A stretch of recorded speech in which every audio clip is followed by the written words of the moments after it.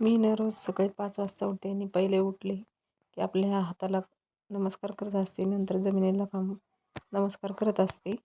नंतर आथरून काढत असते आणि मग नंतर मी ना चहा पित नाही. मी दररोज आफ्रेश घेत असते वजन कमी होण्यासाठी. त्यासाठी उपाय चालू आहे.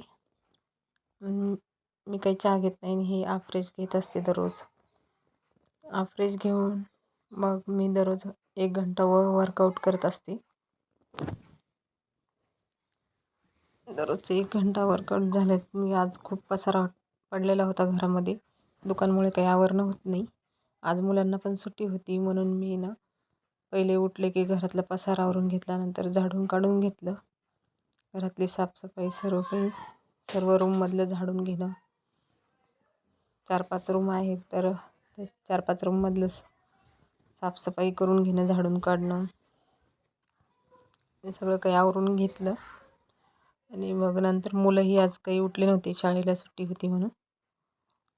नंतर बाहेरचं झाडलं आणि कचरा जाळून टाकला. खूप दिवसानंतर आज ऊन पडलं. आज पाऊस नव्हता आणि दररोज माझ्या इथं गाय येते. मी तर गाईला दररोज पोळी देत असते. नंतर बेसिन घास, टॉयलेट बाथरूम घास. सुट्टीच्या दिवशी हे कामे चालूच राहतात.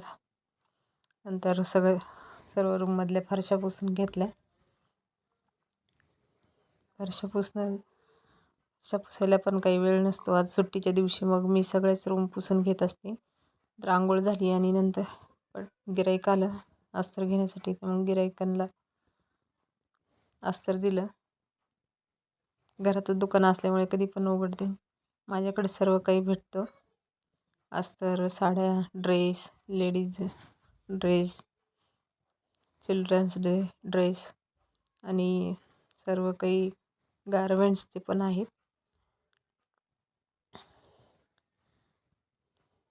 सर्व काही मिळतं असं.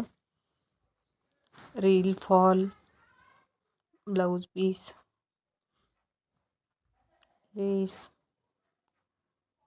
कानातले, ज्वेलरी सगळं काही मिळतं माझ्याकडे आणि हे ठेवलेलं आहे. नंतर गिऱ्हाईक गेल्याच्या नंतर झाडून काढलं दुकानामधलं आणि देवाला अगरबत्ती लावली. दररोज अगरबत्ती लावत असते. नंतर ना कॉलनीत देवी बसवलेली आहे तर मी देवीला दररोज सकाळ संध्याकाळ आरतीला जाते आणि नेक्स्ट व्हिडिओमध्ये बघू.